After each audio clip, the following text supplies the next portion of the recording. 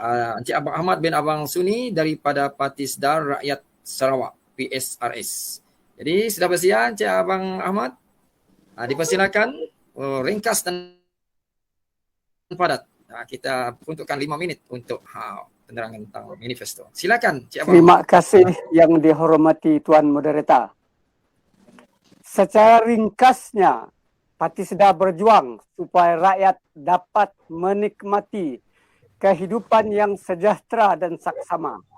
Tiada yang dibiarkan dalam kemiskinan maupun dalam mendapatkan keperluan asas untuk hidup seharian.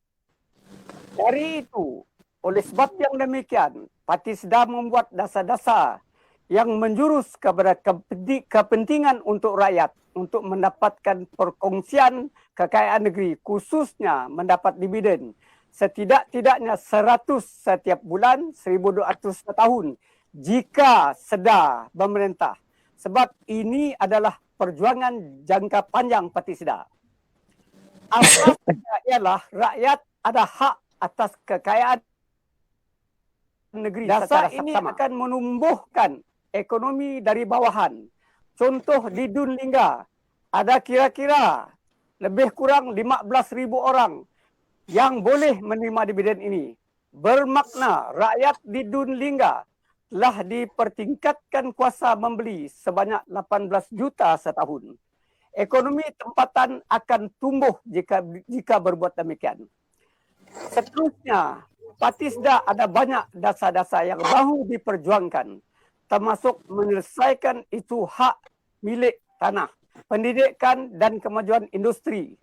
Setiap kawasan ada keadaan tertentu yang mana industri boleh dibangunkan. Di Dun Lingga ini, tiada lain dan tidak bukan, ialah memajukan industri pertanian dan ternakan adalah yang paling sesuai untuk diutamakan. Parti Sedar akan memperjuangkan pertumbuhan ekonomi pertanian dan golongan libat B40, bukan untuk menjadi pekerja ladang.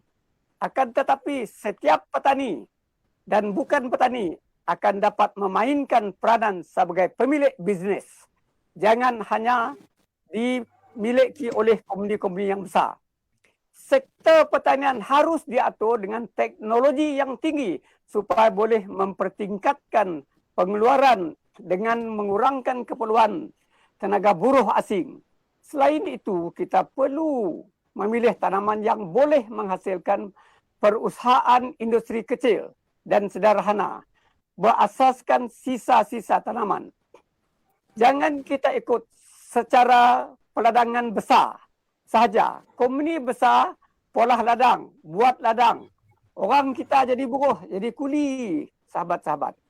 Minyak sawit dihantar ke tempat lain. Sebagai contoh, kita mengatakan tanaman seperti kelapa, yang mana pelbagai perusahaan sampingan boleh dibuat yang memproseskan santan, minyak dari kelapa darah, memproseskan sabut, memproseskan kelapa kering dan sebagainya. Ini boleh kita laksanakan. Kita juga perlu menangani masalah banjir.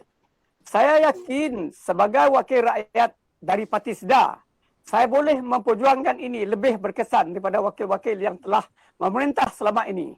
Sebab mereka sudah pun memohon beberapa kali, tetapi jelas tidak dipedulikan oleh mereka sendiri yang memerintah. Sebab mungkin mereka tidak membuat